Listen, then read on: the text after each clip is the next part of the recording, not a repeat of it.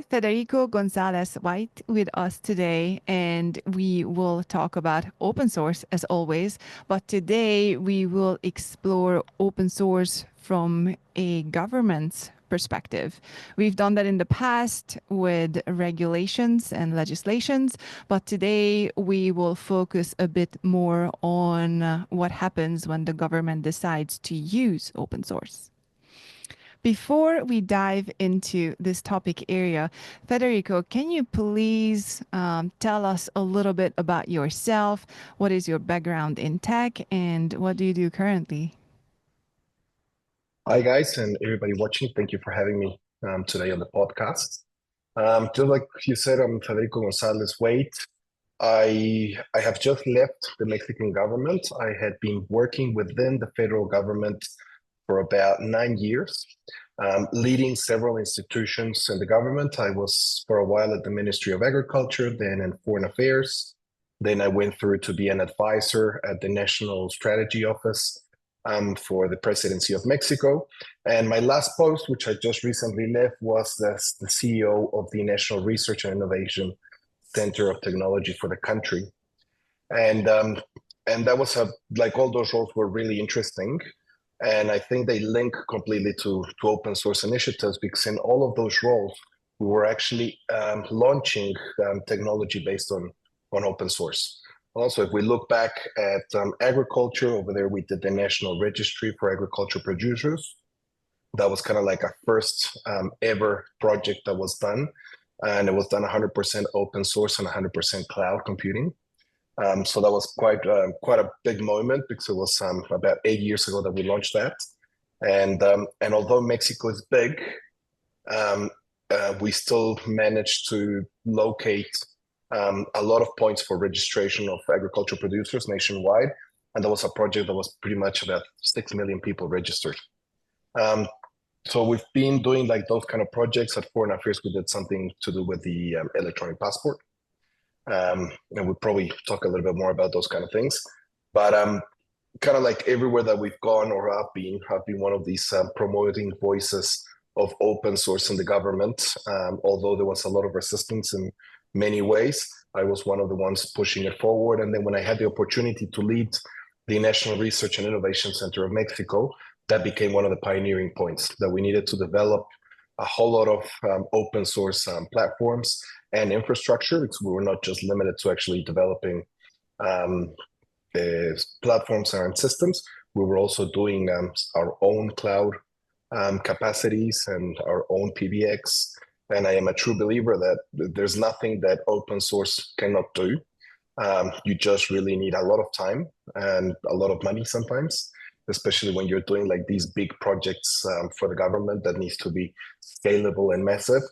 But I think that's one of the true things that I love about open source, that everything's possible and you're not limited by anything. I can probably tell you a little bit about how I got into open source.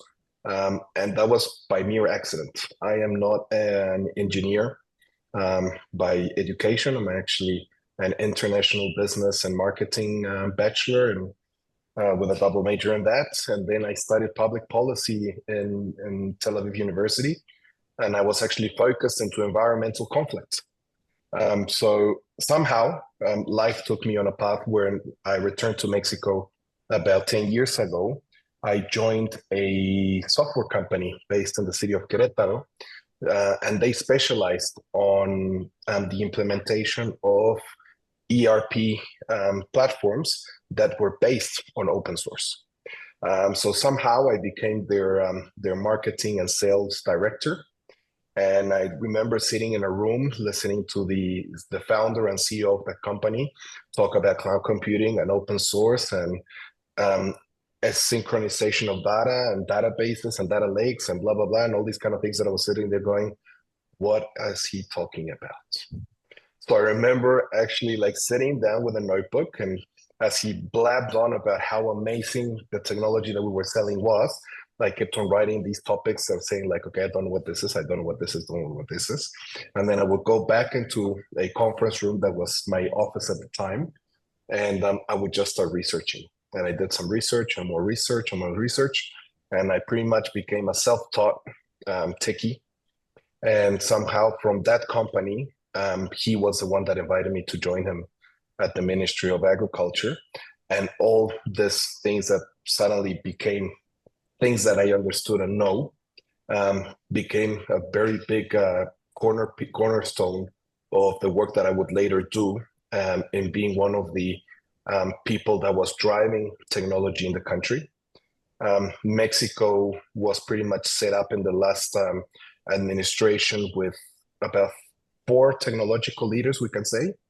One was the National Strategy Office in the presidential office. He was the one that I reported directly to. Then there was an agency that is called Internet para Todos, and that is an agency that was focused on getting internet connection and connectivity to those places in Mexico where it's not commercially viable to get internet.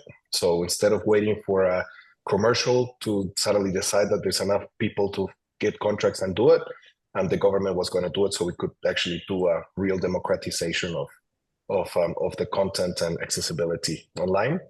Then there was the National Research Council for Science, Technology, and Humanities, who we also reported to because we were sectorized under them, and they were the ones driving research, innovation, and these kind of things in all fields of technology. And then there was Infotech, the National Research Center for ICT, which I was the leader of. So pretty much we were the 4 agencies that were driving a lot of this technological innovation in the country. Infotech was very special because we were a self-funded agency, or we are a self-funded agency because the agency still exists. And so we made the agency makes money by selling services to government agencies and private sector. So it's quite of an interesting role for a government agency to operate like this. But we were not also limited to selling all these services. We actually, it operated in 4 areas. So one was infrastructure, one was a software fabric. In infrastructure, Infotech actually has the largest data center in the government in the country. And now collaborates directly with Amazon, Google, Microsoft, all these big players as well for allowing cloud services. Then we also did academic studies. So it offers postgrad studies. And within that, we actually included open source development as a technical superior course that lasted for 2 years. So that was also quite pioneering for the country that we actually had that. And that was part of 4 other superior technical studies programs, one in cloud computing, cybersecurity, and data center operations as well. And that was a wonderful project because we were also able to collaborate with El Salvador to give them these courses. And today, El Salvador is teaching about 6,000 or more Salvadorians these courses. And so that's something that's really cool because it's also like that impact on the region and not only in Mexico, and also the promotion of using open source in the region. And then the last area that Infotech worked in was research and innovation. So we were also developing technology because we wanted to transition the country from being a consumer of technology only to an actual producer of technology, and started being a little bit sustainable and self-dependent. So we developed everything based on open source, of course, payroll systems, GRPs, IPX, email, and a whole lot of other things. So it's there was some really cool things. So that's a little bit about me and kind of like what I've been doing for the last couple of years.